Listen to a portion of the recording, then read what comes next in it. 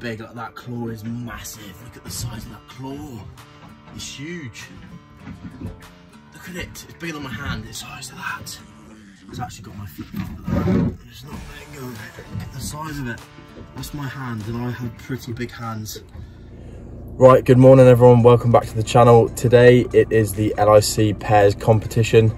I've got the boat on the back and I'm just about to head into Plymouth. It is currently 5:49. It was quite an early wake up. Boat's all hitched up now. It is a super calm morning, so the conditions are going to be really good. We're going to head out to a few marks that I've chosen. Me and my pair, and then we've also got a second pair that are coming out on the boat with me as well. Now, it's the first time I've done the competition, so I'm excited to meet people and also take part in the competition and see how we get on. So we're going to tow the boat into Plymouth now, and then the next time you'll see me is probably out on the boat once everyone's kitted up and we're jumping in the water. So I'll see you there.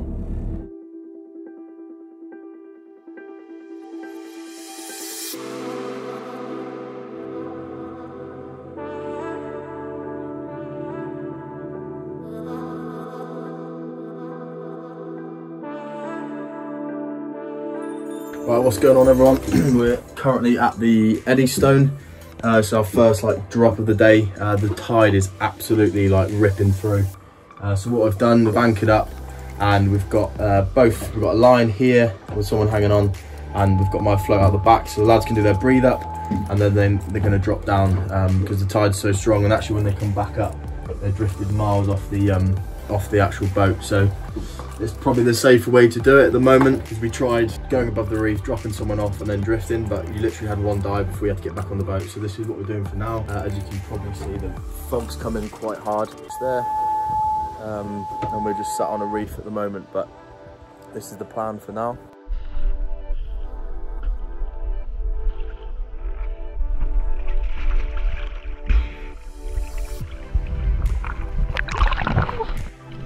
So this was my first dive on the mark. I let the other lads dive the pinnacle beforehand.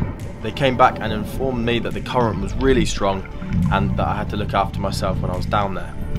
Now, without this rope trailing out the back of the boat, it would be impossible to do your breathe up, as you would be expending most of your oxygen and energy trying to keep above the pinnacle before going down. Once I'd made it down to the top of the pinnacle and set up my little position, I quickly realised just how strong the current was at this point, as I could barely keep my gun still. You know, it was swaying from left to right. I realised that the fish were going to be in some shelter, possibly behind the actual pinnacle itself. So we made a decision to up the anchor and move to a different place.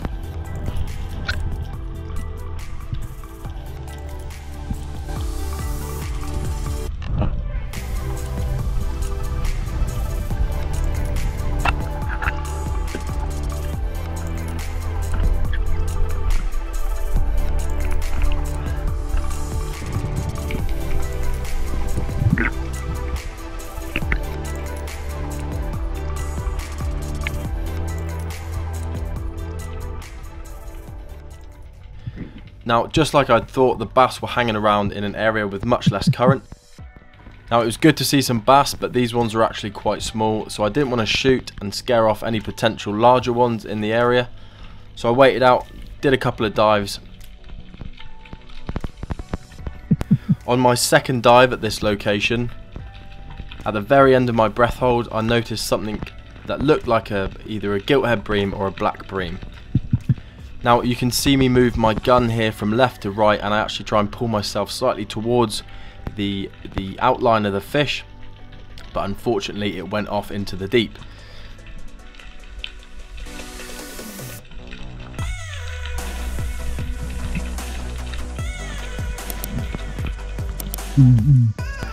Now, having spotted that bream, I decided to dive a little bit deeper and slightly off to the reef in about 13 meters of water. Now, the more I look at this footage, the more it frustrates me every time I watch it. Long story short, from this, I was in the wrong position and I was way too exposed for this fish, which resulted in the fish spooking too early and me missing the opportunity to catch the fish. Having tried at the Eddystone for around 4 hours and we didn't really have much luck out here, we decided to move inshore to a few marks which normally provide some good fish all year round.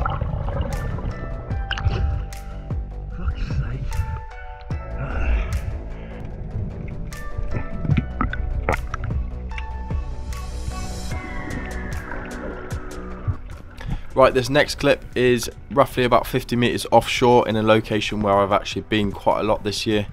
Now, it normally holds quite a lot of bass, mullet and even lobsters. So I think this is my third or fourth dive here, and I spot something from the surface. I couldn't work out whether it was a bass or a mullet, so I backed off from where I saw it, dived down and approached it as slow as I possibly could. And in the gully I spotted a mullet which was facing me front on.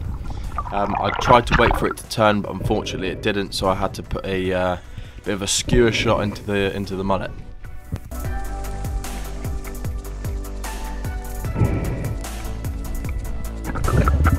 Now, the next clip is probably the clip that most of you have been waiting to see. I know some of you have probably seen it already. So having just shot this mullet, I didn't actually have time to take it back to the boat before I spotted this lobster hole. Now, I dived down with the mullet in my left hand with the intention to use the fish as bait to lure the lobster out. I'd never done this before, and I just thought it'd be a good idea to trial it and see how it gets on. Seeing how this lobster came out of the hole with such ease, it makes me want to use this in the future, not only for myself but for the lobster's sake. The lobster, if it's a female, has a lot less of a chance of shedding its eggs as you're trying to pull the lobster out, and if the lobster's in quite an awkward position, it just reduces the chance of it potentially shedding its claws and damaging the lobster in general.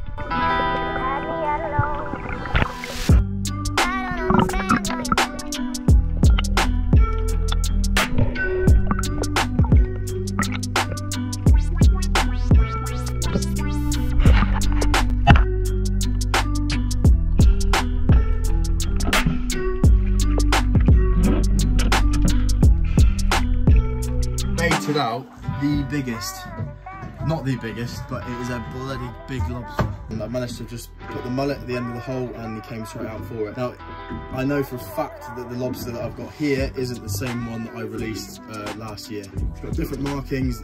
This one has 2 full antennas, the other one didn't. The big claw on this lobster is intact, whereas the other one had different like markings on it, and it was actually missing the crusher part of the claw.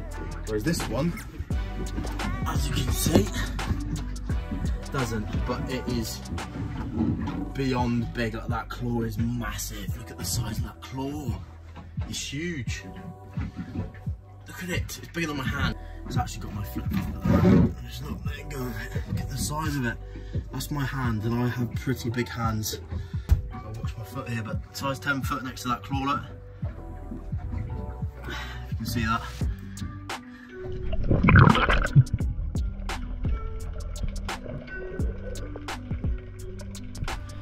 With a nice sized lobster and a mullet in the bag already, I needed to get myself a bass.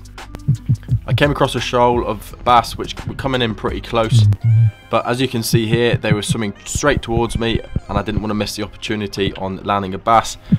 Unfortunately, I did hit the fish front on, which can potentially damage the fillet inside, but it was a stone shot on the fish. For those who are new to spearfishing and don't really know what a stone shot is, it's basically when you shoot and kill the fish instantly without the fish putting up any sort of fight or struggle. In the spearfishing community, this sort of shot is deemed as the best one that you can do on a fish, as it dies instantly and also is quite humane.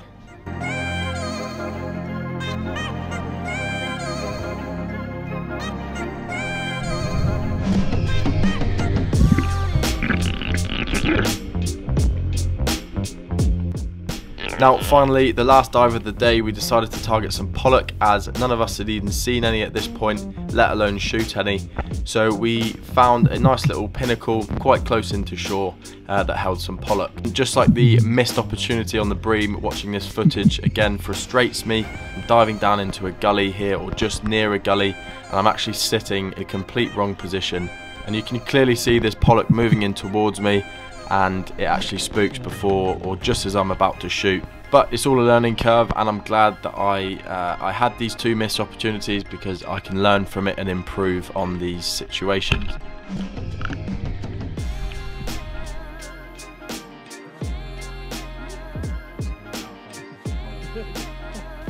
So a massive congratulations to all the divers that took part. I know there's some really good fish. A very nice sized pollock here from John, and we also got some very nice bass.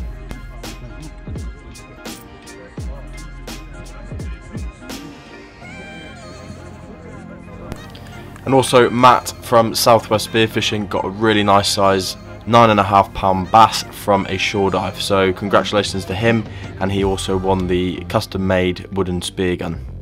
The lads in charge of the food put on the best meal. If I remember correctly, we had an all-round seafood curry, which was absolutely amazing, and also a risotto which they cooked up. Despite the pandemic, despite all the challenges of the last 2 years. Now, I donated half of the lobster to the event and kept half for myself. As a team, we didn't do too well on the fish front. I think we came about 6th or 7th. But on the lobster front, we got the biggest crustacean award, which gave us the knife as a prize, which was quite good. Unfortunately, I couldn't find, or didn't have any footage of me having the lobster on the scales. Now, that's it for this video, but the next video that I'm going to release is going to be almost the part 2 of this video. I didn't want to add it to this as it's going to be quite a long total, so I've done 2 parts. But it's going to be the cooking of the lobster claw and also the mounting and construction of the little plaque that I'm going to make.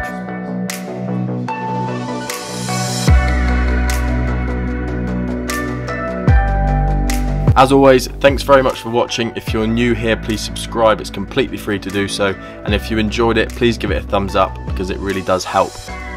If you have any questions about the LIC Pairs competition or just any spearfishing questions in general, then please leave them in the comment section down below. Make sure you hit that bell notification button so you're up to date on when part 2 of this video comes out. Thanks very much again, and I'll see you on the next one.